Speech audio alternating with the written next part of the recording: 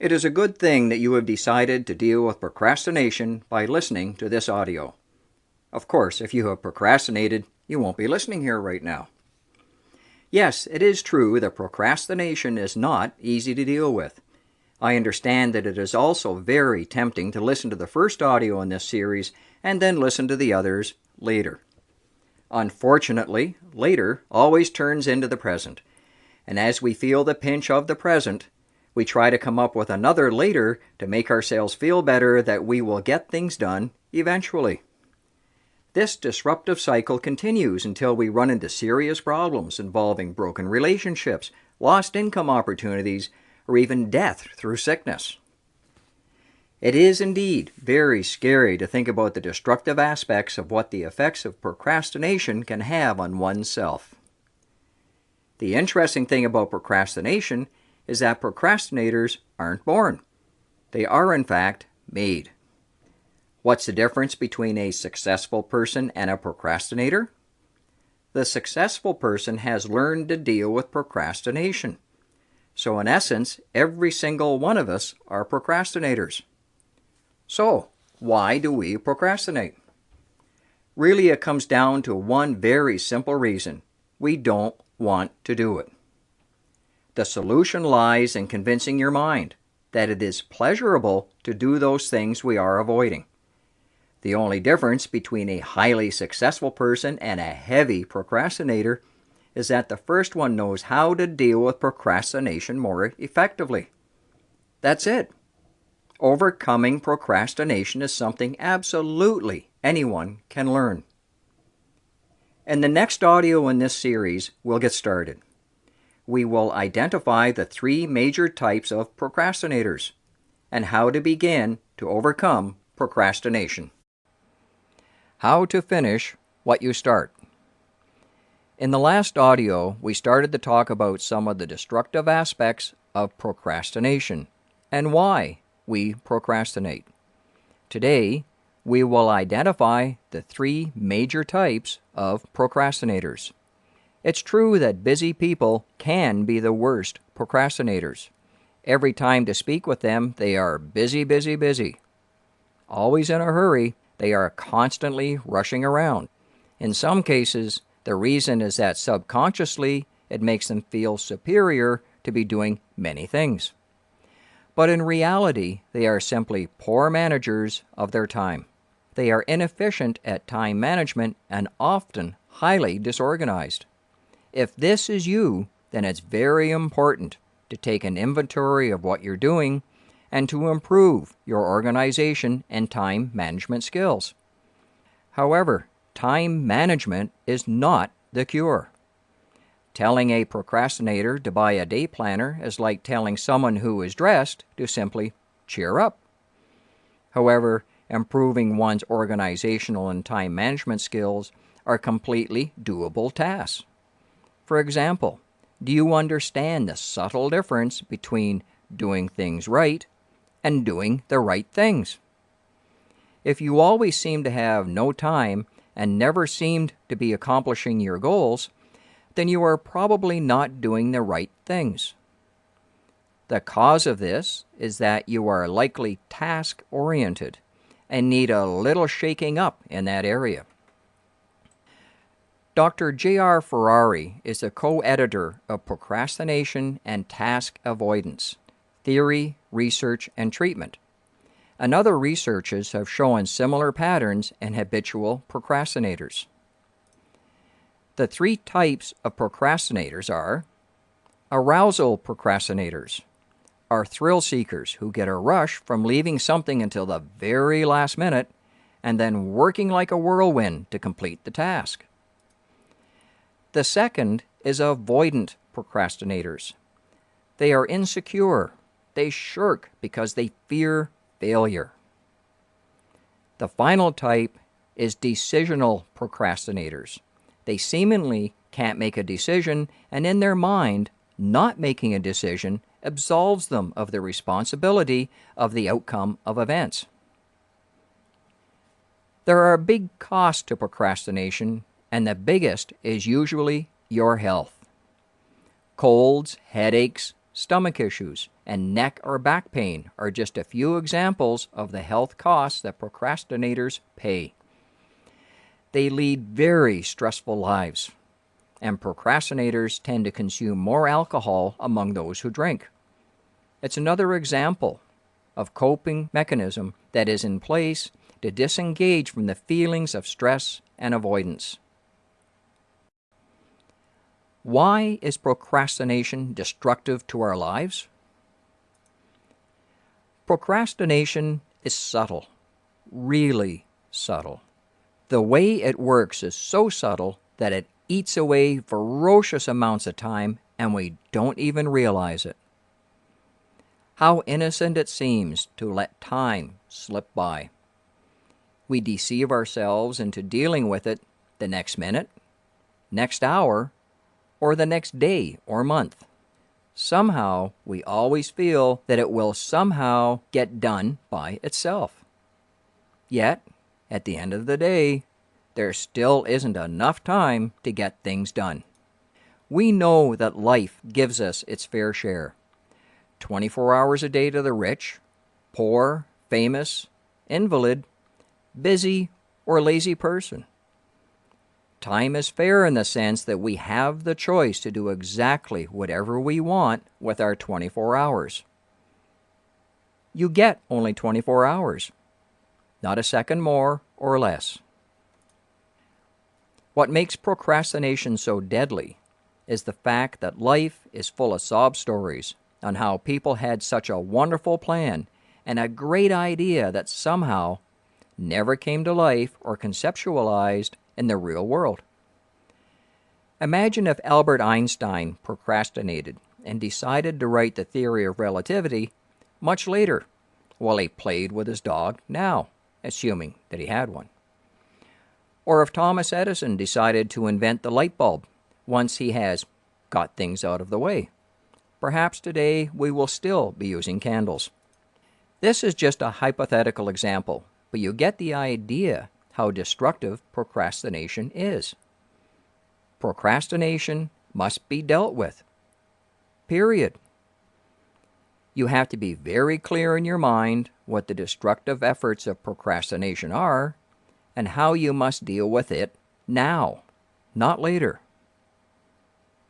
In the next audio, I'll talk about the general mindset on how to deal with procrastination. Dealing with procrastination, what we are up against. Dealing with procrastination, what we are up against.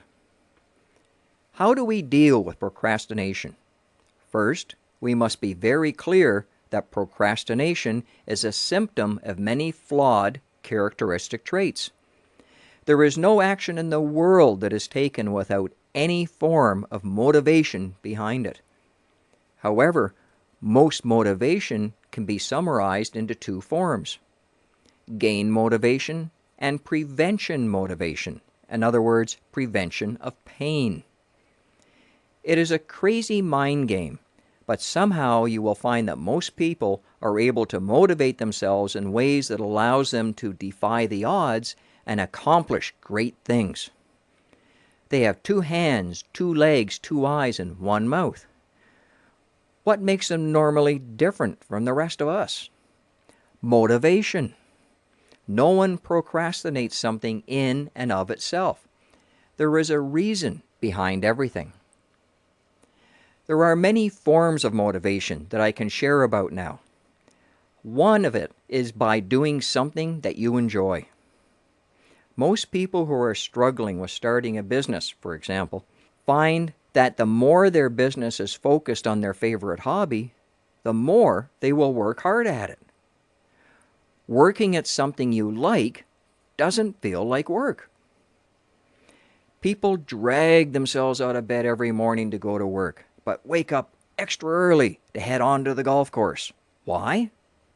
Motivation. Find what motivates this mindset.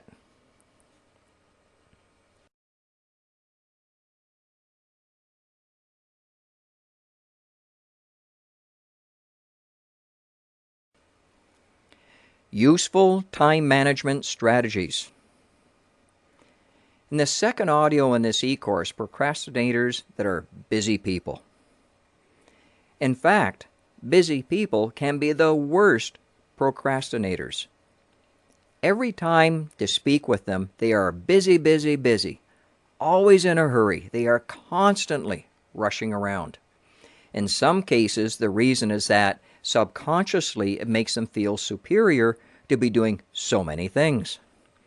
But in reality, they are simply poor managers of their time. They are inefficient at time management and often highly disorganized. You can sit down and analyze, read a dozen books about self-motivation, and even talk to others about it, but it all counts for nothing if you don't take practical measures.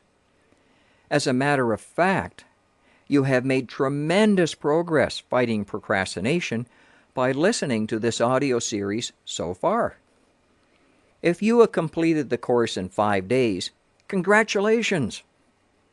If you are listening to this after 5 days, shame on you. We have covered a lot on procrastination, but I have a suggestion on how to apply these things into real life. One of the most practical applications you can do is to write down a to-do list. A list of things to do each day and week is a valuable aid to managing your time and eliminating inefficiency. What it does is that it helps you organize your thinking and planning into a sheet of paper. When you write things down on a list, your mind becomes focused, like the example of the archer above. Your subconscious mind starts formulating strategies and creating solutions on how to solve your problem because it is narrowed down to something small and easy to read. I have already said everything that I can say for now. It is all up to you to make that decision, and that decision is to overcome procrastination once and for all. Take action now and don't procrastinate. It's time to take your life back.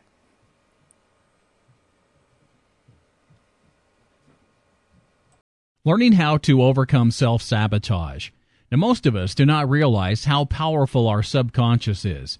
Now, this part of our mind has a huge influence on our actions and inactions. Many of us attribute our failures and lack of success to bad luck. We go on with our lives not fully aware that we have got anything to do with the events of our lives through subconscious sabotage. The truth is, we are the ones that create the circumstances that make us fail. What can we do to triumph over self-sabotage? The first step is to become fully aware of our fears and emotions. Once we are aware of the causes that lead to unproductive actions, we can then proceed to prevent these things from happening again. What happens when we inflict self-sabotage? Well, let's look at the repeated lack of success of so many people who say they want to lose weight. Most fail to get the outcome they aim for. What we need to ask is, do these people really want to lose weight?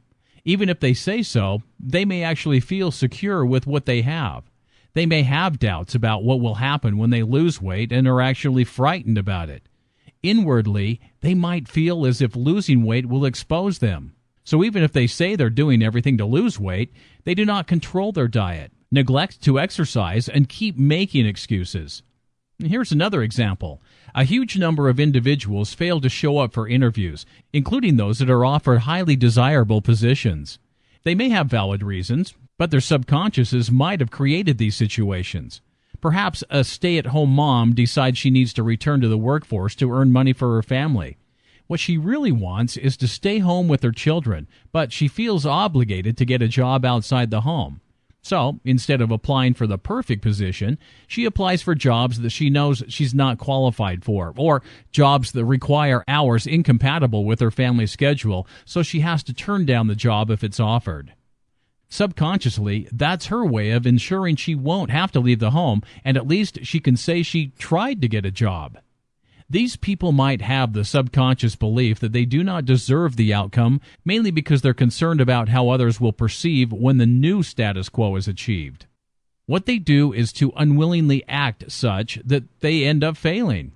Self-sabotage is unconsciously done, and even the saboteur does not know that he is just fooling himself. The doubt and uncertainty in their mind makes them do certain things that would ensure failure instead of success. And outwardly, they claim that they have done their best, but luck is not on their side. Does this describe your own behaviors in the past? Have you been your own saboteur? And how many times did this happen?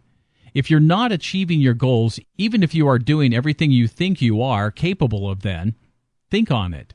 The good news is that we can overcome this self-destructive behavior. The first and most crucial step is to learn to recognize that it is happening. And we can do this by developing the skill to be consciously aware of our emotions, thoughts, and actions. What you can do not is sit down and look back at the past setbacks that prevented you from achieving your objectives. Could you have avoided all those obstacles? If there are too many things that come up to prevent you from succeeding, then you might have unconsciously committed self-sabotage. A great way to get in touch with your conscious mind is by spending time in quiet meditation. And when you start doing meditation, you can ask yourself what your fears and uncertainties are. When you're aware of the discomfort and reservations that you have about a certain goal, write them down. Using a journal to write these questions and answers can help, because writing can help you to connect with the deepest part of yourself. It might take time and practice, but exploring these possibilities can dramatically help you to get out of the self-sabotage rut. Now, when we finally understand that we are in control of our own success, we'll be set free from all limitations. Once you achieve clarity, then you can focus your energy on more productive activities and finally end the cycle of self-destruction.